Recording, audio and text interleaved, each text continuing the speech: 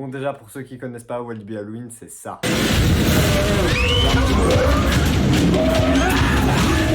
Ouais, c'est stylé, hein, on est d'accord. Et j'y ai travaillé. Je suis mineur de Mind Blast, et en gros, mon taf, il consistait à me faire maquiller et être mis en cage. Ouais, comme un bon yinche, ouais. Voici votre lieu de travail. Vous verrez, c'est un peu petit au début, mais on s'y fait assez vite. Et surtout, n'oubliez pas d'aboyer, hein.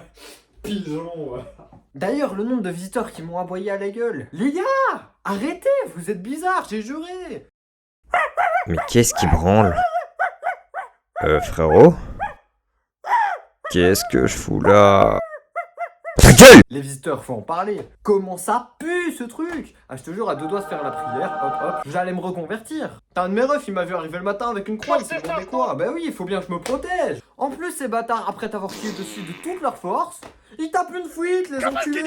C'est un concours qui va l'asphyxier en premier. Vérifare triple bail. Et quand ils te tuent pas nasalement, c'est physiquement, ces bâtards. Grosse patate dans ta gueule. Ah si, je te jure. Cette année, on nous a lancé des cailloux. Mais quand je te dis des cailloux, c'est pas le gravier que tu mets dans ton jardin. C'est des cailloux, ils font la taille d'un putain de PQ. T'inquiète même pas que c'est pas fini. J'ai un ami, il s'est fait balayer dans les backstage. La meuf, elle est arrivée comme ça.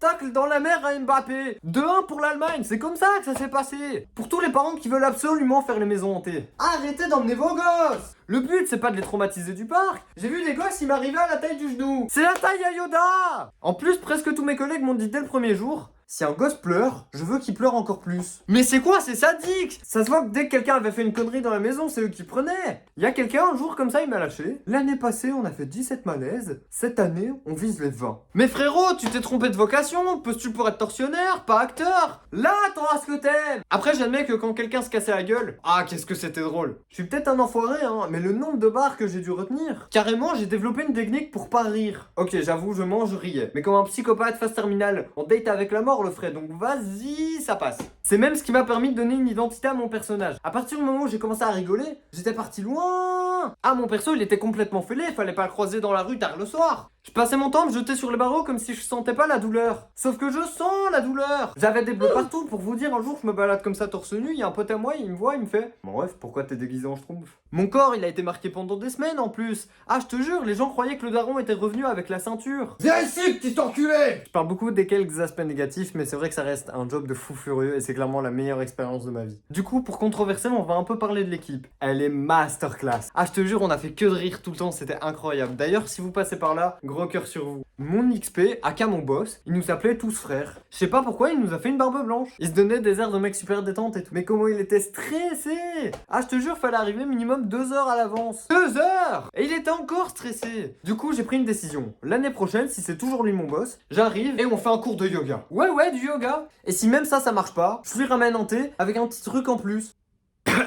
Après, faut l'avouer, c'est le meilleur XP de Walibi. Et en plus, il gérait la meilleure maison. Comment ça, je suis pas objectif? Blast est passé première cette année, forcément que je prends la grosse tête. On est meilleur, c'est tout. Il y a quelqu'un dans mon équipe, il est arrivé à faire mettre les gens à genoux. Qu'est-ce que tu veux que je te dise? Ce mec a dépassé le stade du génie. Il y a une partie dont j'ai pas encore parlé, c'est le make-up. La première fois, t'arrives, t'es là, t'es tout content, tu te dis que tu vas te faire maquiller, mais t'es pas encore au courant du business que c'est. C'est pire qu'une ligue Pokémon, il y a de la compète partout. Je t'explique, il y a une trentaine de maquilleuses. Ça veut dire que t'as le choix. Mais ce qu'on te dit pas, c'est qu'il y a un rank. Tu peux aussi bien tomber sur Mewtwo légendaire que sur Chenipan. Mais toi, au début, tu sais pas qu'il y a un rank. Du coup, quand Chenipan il se ramène, eh ben tu sais pas que c'est un Chenipan. Et tu prends Chenipan. Pan. Après avoir été trauma une fois, tu te rends compte que si tu veux de la qualité, va falloir t'y prendre autrement. Pendant des heures et des heures, j'étais comme ça en train de cogiter et de faire plusieurs plans. Premièrement, j'ai commencé à observer le travail de chacune. Et quand j'en ai repéré une qui maquillait bien et qu'elle est devenue ma bro, je pouvais pas la lâcher, j'ai décidé que je la réservais.